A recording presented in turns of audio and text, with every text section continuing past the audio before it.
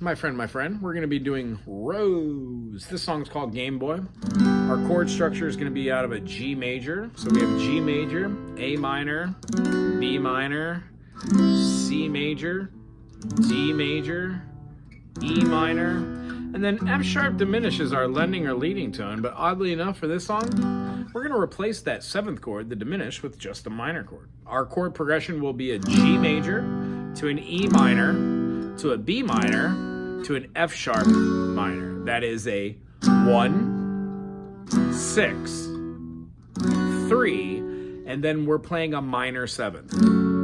Nice. We're not going to have that diminished. We won't have a flat 5 as well. We're going to have just our 1 flat 3 and 5. The feeling of the strum should be a...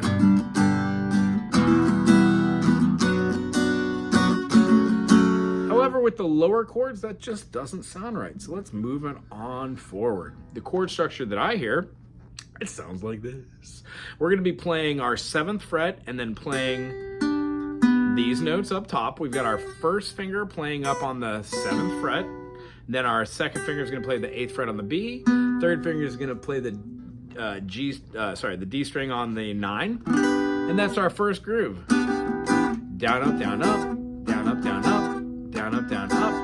And then when we play this next chord, we're going to be moving to the E minor. We're just going to move this finger over, right? Because our E minor is right there. So we've got a G.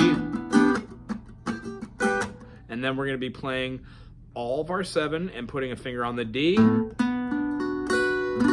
And then we're going to be scooting this down the whole way and put a pinky down on the B. That gives us our G major, our E minor, our B minor, and then our A major. And if we add this note in here, what do we have? You betcha. We've got our 2. So the kind of concept is when we add that F sharp on there, we're going to be playing an A major with an F sharp in it. This is called an A6, or it's called an F sharp minor 7. Either way, you're playing the tonality of the F sharp. So we have G major, E minor, B minor, and then the A6. That's groovy.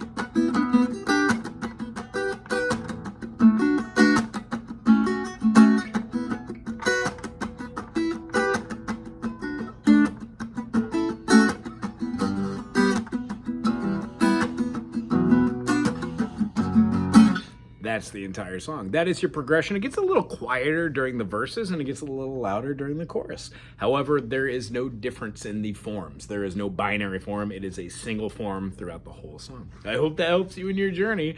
G major, E minor, B minor, F sharp minor. You could also play a G major, an E minor, a B minor, and then an F sharp minor like that. If you want, those are all just chord ideas. If you were going to use a capo, I would suggest moving it up and playing on some chord structure that you're comfortable with. So maybe like where the F sharp and the B minor is, you could have something like your G major just being held here, playing a bar chord. I know they're hard, we get better at them. G, and then when we go to the E minor, you would need to play this chord rather than the low E down because your capo is covering that. It would just look like this, right? And then for your second to last chord, you would play an A minor, because that would be our B minor with the chord, and then an E minor, that would be our F sharp.